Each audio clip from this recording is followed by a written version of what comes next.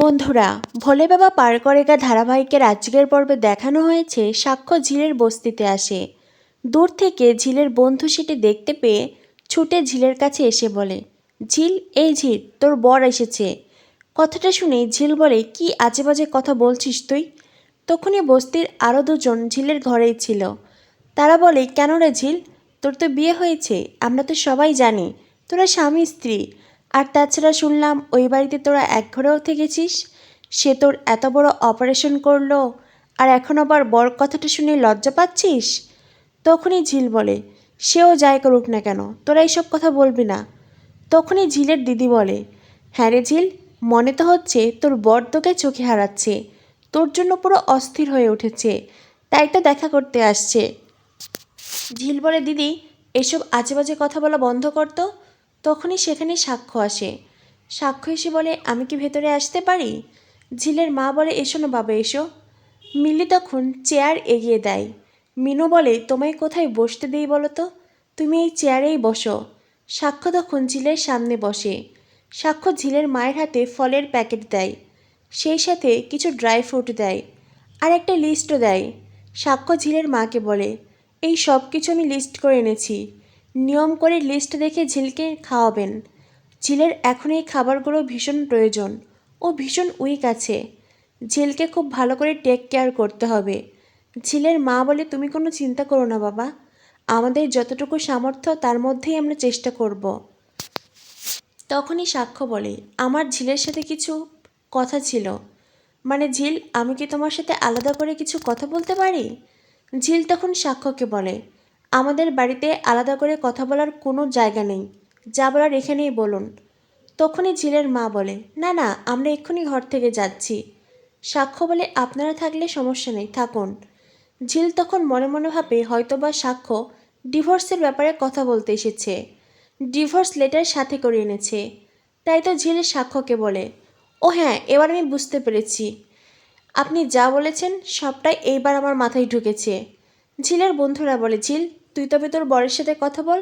এই তোমরা এখন এখানে দাঁড়িয়ে আছো, ঝিলের বর এসেছে, ঝিল ওর বরের সাথে কথা বলবে, চলো চলো আমরা বরং এখন যাই। এই বলে ঝিলের বন্ধুরা বস্তির লোকজন ওখান থেকে চলে যায়। ঝিলের মা তখন সাক্ষ্যকে বলে, বাবা তুমি কিছু খাবে? মিলি বলে, আপনাকে চা বানিয়ে দেই। সাক্ষ্য বলে, না, এখন আমি চা খাবো না। ঝিল বলে, তোমরা জেনে বুঝেও কেন বারবার ওনাকে খাওয়ার কথা বলো বলো তো? উনি আমাদের বাড়ির কোনো খাবারই মুখে তুলবেন না। সাক্ষ্য তখন ঝিলের মাকে বলে, আপনার মেয়েকে না আপনি ঠিকঠাক করে শাসন করতে পারেননি। হ্যাঁ, হয়তোবা কথাটা শুনতে খারাপ লাগছে, তবুও বলছি, তোমার মা তোমায় সঠিক সময়ে শাসন করেননি।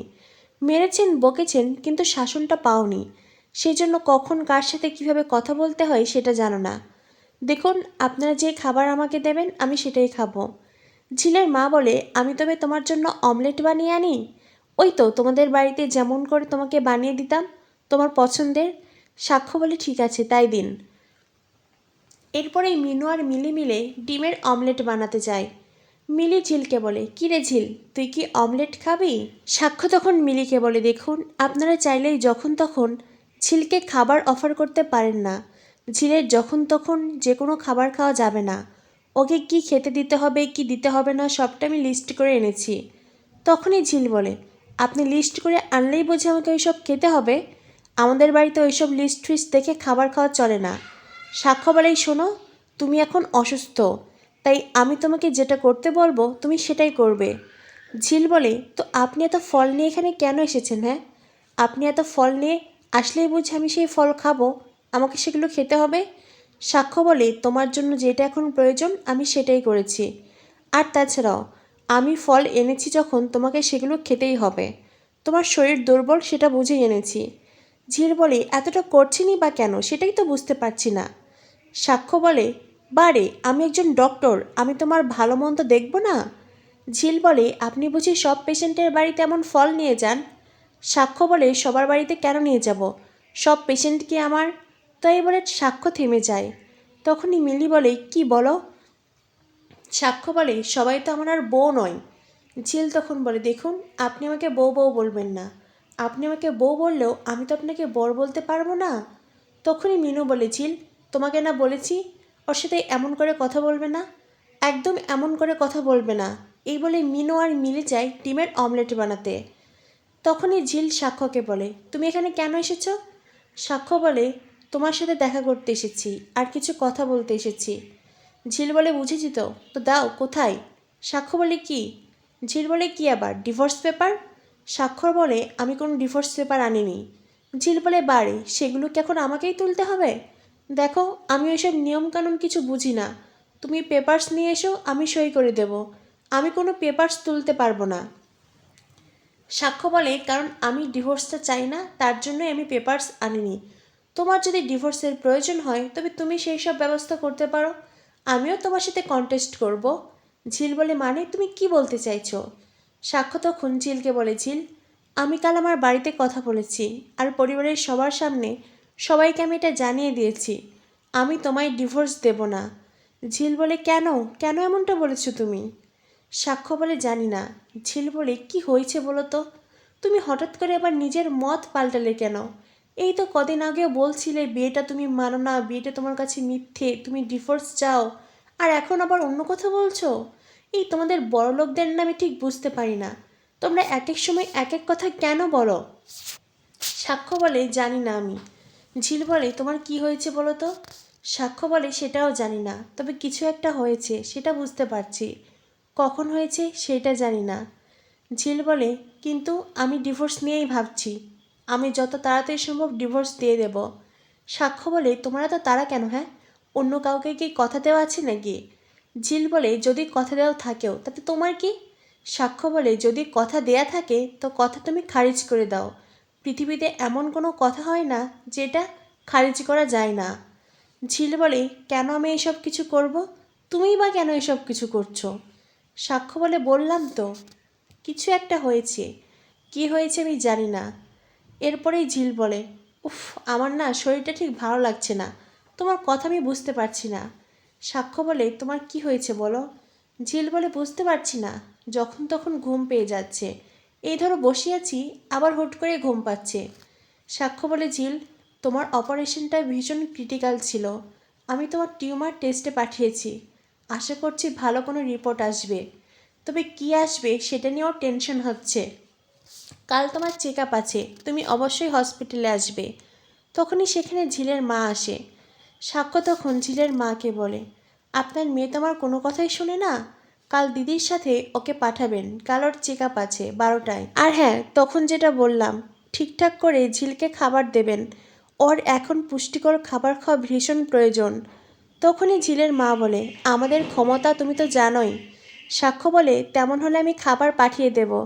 ঝিল বলে, কেন, তুমি পাঠালেই আমি সেই খাবার খাবো? সাক্ষ্য বলে, তোমার এই জেদটাই শুধু তোমার আছে, তাই না? তখনই সাক্ষ্য বলে, দেখুন, ঝিলের যদি এখানে ঠিকঠাক করে যত্ন না হয়, আমি তবে ঝিলকে এখান থেকে নিয়ে যাব। মিনু বলে, তুমি ঝিলকে নিয়ে কোথায় যাবে বাবা? তোমাদের বাড়িতে ঝিলের যা জায়গা সেটা তো তুমি জানো। সাক্ষ্য বলে, হ্যাঁ সেটা আমি জানি, তবে এটাও ঠিক ঝিল আমার স্ত্রী, তাই আমি ঝিলের ভালো মন্দ নিয়ে ভাববো, আমি ওর ভালোর কথা চিন্তা করব। এটাও তো ঠিক। তখনই ঝিল বলে, তুমি চাইলে আমাকে তোমার স্ত্রী বলতে পারো, কিন্তু আমি তো তোমায় নিজের বল পড়তে পারবো না। আর তাছাড়া যেই বিয়েটাই সত্যি নয়, সেই বিয়েটাকে তুমি কেন মান্যতা দিতে চাইছো? সাক্ষ্য তখন উঠে দাঁড়ায়। ঝিলের মা বলে, তুমি খাবে না? সাক্ষ্য বলে, না, তার আগে আপনার মেয়েকে বলুন মানুষকে সম্মান করতে। আপনারা আমাকে সন্দেহ করবেন, আপনার মেয়ে আমাকে অসম্মান করবে, আর আমি এখানে বসে বসে ডিমের অমলেট খাবো, এমনটা হবে না।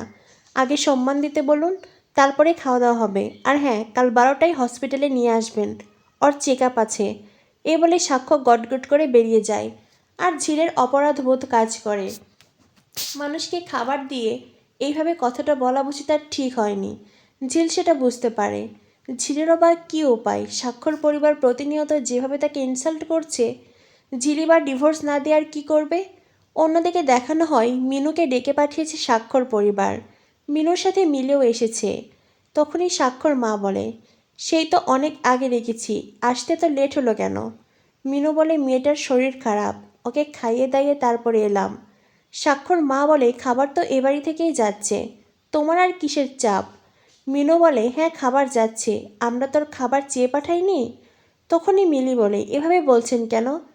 সাক্ষ্য ঝিলের স্বামী, তাই ঝিলের জন্য খাবার নিয়ে গেছে, ফল নিয়ে গেছে, ঔষধ নিয়ে গেছে। আমরা তো তাকে যেতে বলিনি, আর সে যদি যায় আমরা তো তাকে তাড়িয়েও দিতে পারবো না। সাক্ষর মা বলে, সেটাই তো বললাম, তোমার মা তো খাবারের কথা বলল মেয়েকে নাকি খাবার খাইয়ে এসেছে, খাবার রান্না করতে দেরি হলো, কিন্তু খাবার তো এই বাড়ি থেকেই যাচ্ছে।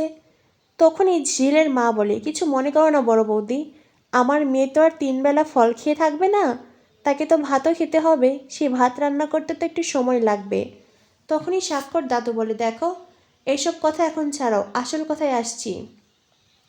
তোমাদের মনের আশা কখনো পূর্ণ হবে না, তাই তোমাদের মনে যে আশা রেখেছো তাতে জল ঢেলে দাও। মিনু বলে, আমাদের মনে এখন আর কোনো আশাই নেই, তাছাড়া আমার মেয়েটা অসুস্থ, একটু আগে আসার আগেও দেখলাম ওর গায়ে জ্বর, সকালেও জ্বর ছিল না। এখন আমি শুধুমাত্র আমার মেয়েকে নিয়েই ভাবছি, অন্য কিছু নিয়ে নয়। তখনই সাক্ষর মা বলে, দেখো মিনু, যবে থেকে ঝিলের সাথে আমার ছেলের বিয়ে হয়েছে, সেই বিয়েটা যদিও বস্তির লোক জোর করে দিয়েছে, মিথ্যে বিয়ে, তবুও সেদিন থেকে আমাদের সব শান্তি উঠে গেছে। সামাজিক কোনো অনুষ্ঠানে আমি যেতে পারি না, আমি প্রোগ্রাম করতে পারি না, বাপের বাড়িতে যেতে পারি না।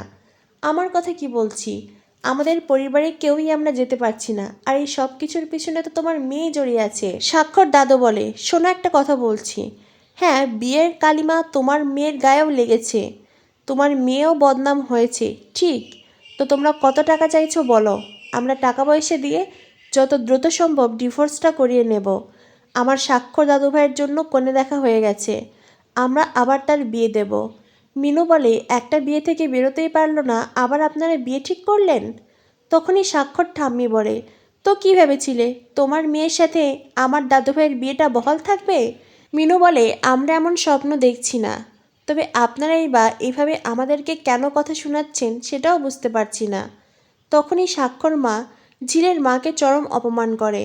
সাক্ষর পরিবারের সবাই মিনুকে অপমান করে, আর এইবার সে অপমানের কথা জানতে পেরেই ঝিল সাক্ষ্যকে ডিভোর্স দেবে। যদিও সাক্ষ্য ডিভোর্স দিতে চাইবে না, ঝিল তখন মিথ্যে কথা বলবে যে ঝিল অন্য কাউকে ভালোবাসে।